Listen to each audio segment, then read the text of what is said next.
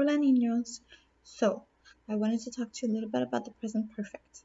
Most of you who were in class the other day said you understood it. It's fine. It's easy. So, it's I have or she has done something. So, the reason it's called present perfect, or some people refer to it as the present perfect, is because I have, you have, she has, they have, we have. That's all in the present. Whereas there's another tense that said I had done this. Where we're not at. Hi, Remington. Oh, mira. It's Remington. He's sleepy. Okay. You guys can't see him, but he's right next to me. Bueno. So, vamos a empezar a hablar un poquito sobre el presente perfecto.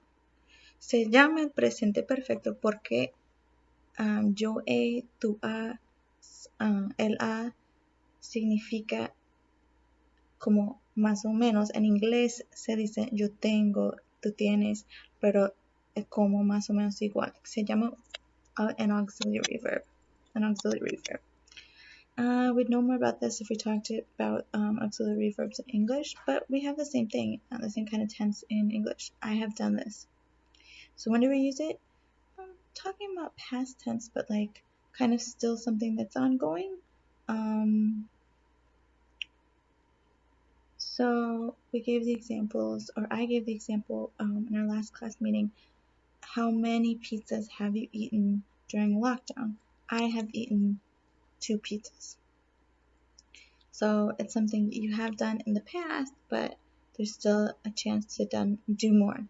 So let's practice a little bit more. Create just a question using present perfect. Maybe something else about like during lockdown. So for lockdown, you can say cuarentena. Cuarentena. C-U-A-R, quad, N-E-N-T-E-N-A, cuarentena.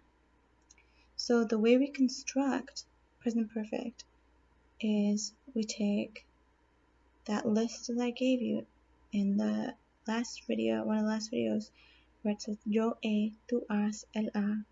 So if we're going to present the question to a classmate, we'll use tú.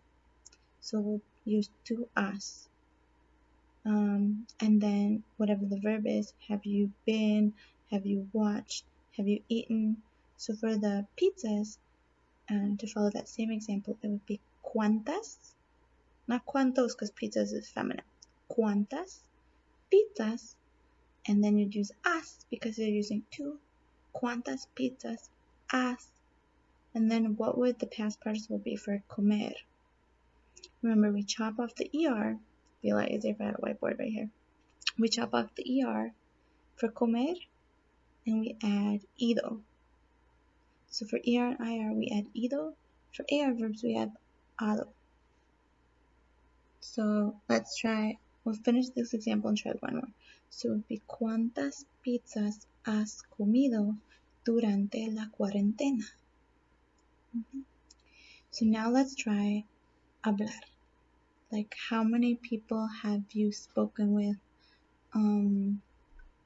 over Skype? Let's just say nobody really uses Skype, but let's just use an example. So you would say how many people, and people, person is feminine, so cuántas, again, cuántas personas, or con, with how many people. Con cuántas personas, and since it's a two form, we'd use has. And now what would the past participle be for hablar? Hablado.